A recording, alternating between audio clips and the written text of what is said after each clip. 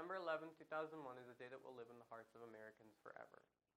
It was a day that had changed our way of living, of which can still be seen to this day. We honor the heroes who had saved many lives and remember those who had lost their lives. Today we will hear the story of a survivor who nearly met a tragic fate along with her friends and family. Tammy Lombardo Schatz, a civilian just going through her daily actions, will walk you through her account of that terrible event. My name's Tammy Lombardo Schatz. On 9/11, I was in the World Trade Center. I was the last PATH train to come through the World Trade Center before the buildings fell. I went about my normal day going into the city. It was a beautiful day. It was really hot in September, which is usually not normal. I got on the train like I always do, called a friend of mine who was supposed to actually go in later, and I said to her, do you want to come in to work with me? I have a photo album. I said, I want you to look at it. And she was like, okay, I'll come with you. I said, okay. So we met at the train, got on a train. The train we took was from Hazlitt, New Jersey, where I lived, into Newark. And then from Newark, we would take the PATH train into the World Trade Center. We came into the World Trade Center like we normally do every day, come up the stairs. And it was weird. There was a lot of people running, screaming. We didn't really know what was going on. We didn't hear anything. You can't, because we're obviously down the bottom in the station. And all of a sudden, people were saying that it was a bomb. There was somebody with a gun. So we just spread out and we ran into a store. Then that's when we started hearing people scream even more, get out of the building, get out of the building, get out of the building. So obviously we've never been in that situation before. I mean, I know where all the exits are. There's a lot of them. I've been working there forever, and working outside of there forever, I should say. So I'm very familiar with the buildings. We walked out, and well, we started to walk towards the end, and towards the exits, and that's when people were just trying, like when I tell you herds of people trying to get out, we still had no idea what was going on. And that's when a fireman came in after we were being trampled on. Like, I didn't know the people that were around me, but everybody was trying to exit at the same exact time in certain sections. So, hundreds of people trying to get out of a building at the same time was pretty nerve-wracking. And that's when a fireman came in, and people were like trampled on top of each other. And a fireman picked me up. Literally, I don't know who he was, don't know where he came from, but he said, just get out of the building. At this point, I still did not know what had happened. And when we got out of the building, and I say we because I'm the people that, you see every single day that you work with for the last 6 years.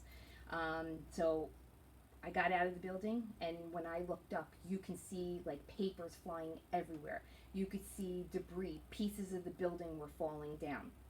At that point, I looked up, and you could hear an airplane, and we could actually see the second airplane hit into the other building. I could literally, it was that low that you could see the numbers on the plane. That's how scary it was. And I remember not knowing what was going on. All I know is that I had to get to my office, which was 2 blocks up.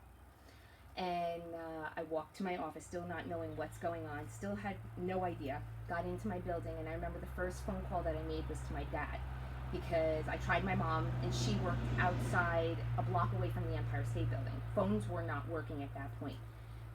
Called my dad, called my sister, called everybody I could. The only person I got a hold of was my father. And I said to my dad, what's going on? And my dad at that time was a truck driver.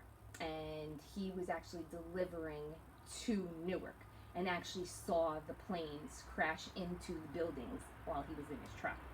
And I can remember him saying, whatever you do, get out of there, get out of your building, get to wherever you have to go. And at that point, I didn't know where to go, because I still couldn't understand or grasp what was going on. So we leave the office. Our supervisors had told us, get out, go wherever you can. But at that point, we still are not sure where to go, what to do. Subways were shut down from what we were told. There was no in and out of traffic. Phones did not work. So at that point, I just sat in my office and waited, and my dad was going to come and try to get me by boat, because we had a boat. He was going to come and try to cross the river, cross the ocean, come get us, but obviously that wasn't going to happen either. So finally, when it was time to leave, there was a bunch of people I worked with that live in New Jersey, and they said to me, let's all just get together and try to figure out where we're going to go. They lived in all parts of New Jersey. So at that point, our boss, our supervisor, said, just leave, gave us all bottles of water. At that point, that is when the building started to collapse, because we are those people that you see running from the buildings. We're those people that are running from the buildings. I was in that. I'll never forget that, because after the building collapsed, we had nowhere to go. I mean, you're like, it was like, I don't know. I lived through hurricanes because I grew up in New Jersey, but this was something out of like craziness. It was so much wind that we had to hold on to the cars because that's how much everything blew all over us. So when it finally calmed, I remember looking around and I had a friend with me. And I said, "What happened? What just happened?" And she's like, "I think the buildings fell." So at that point, we picked ourselves up. And I remember we were covered in dust, couldn't even breathe, couldn't even see. And I remember her telling me, "Let's just get out of here and see what we can do." So I said, the only way I can think of is going to my mom, is walking from where we are in Lower Manhattan all the way to where the Empire State Building was. So we trekked along, and that's what we did. We started to walk. I went into a store because I had heels on, and I asked the guy if I could give him $100 to give me a pair of sneakers, and he said, "I can't give you anything. I'm shutting the stores down." I mean, it was that bad that you couldn't even go to an ATM. The cell phones didn't work. The pay phones didn't work. Nothing. It was just like a weird deafening noise. Like, it was just weird sounds, weird everything, and all you could see is cops and fire trucks and people coming all over the place. And we were just still not quite sure as to, was this really an attack? Was this, something done on purpose? What happened? Was it an accident? So after hours and hours of walking, I got to Midtown, to my mom's building. And I remember standing in the middle of Times Square. And I can remember seeing people all over standing by their cars and just standing in the middle of the street. And for Times Square, you know how busy that is. It was just no cars, nothing, but people standing around looking at the big screens of everything that was going on the news. And I finally got into my mom's building, and I remember my mom, I walked in and I was like dirty, I was cut, it was just bad. And I got into my mom's building, and my mom just like fell to the floor. She was crying, and she was like, "I can't believe that you're here. I can't believe that you're here." And I said, "I made it. I'm here." I said, "But I still not really sure what happened." So she explained to me. She was telling us what was going on. It was all over the news and all. So from that point on, I washed myself up. I took a pair of shoes from somebody that was in her office just because I was wearing heels. The girlfriend that I was with had just found out she was pregnant, and her husband was supposed to be in that building that day. She hadn't heard from him. She didn't talk to him. We tried to call, but again, you don't really know what's going on. And my mom said, "Let's just go down to where the boats were coming in and out, down by the harbor." So we walked down by the harbor, and usually that's a very congested, busy place. And from that point, my mom and myself and my friend, we went down to where the boats go in and out, and we stood in line 4.5 hours to be able to take a ferry over into Weehawken.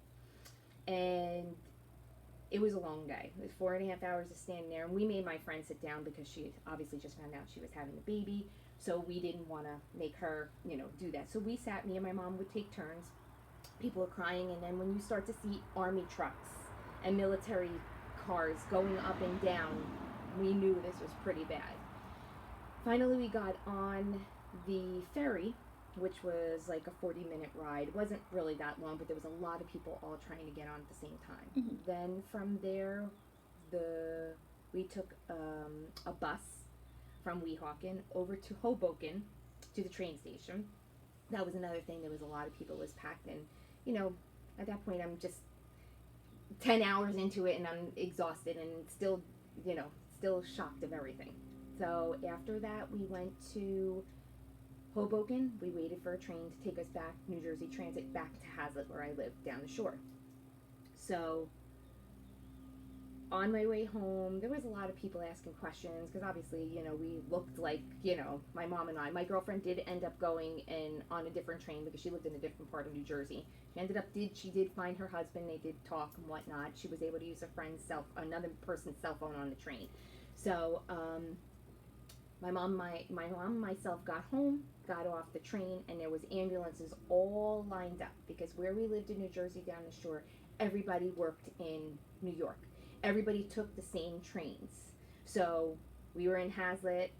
There was down the shore, down in Sandy Hook area. Then there was another shore train. So you knew everybody because everybody traveled together.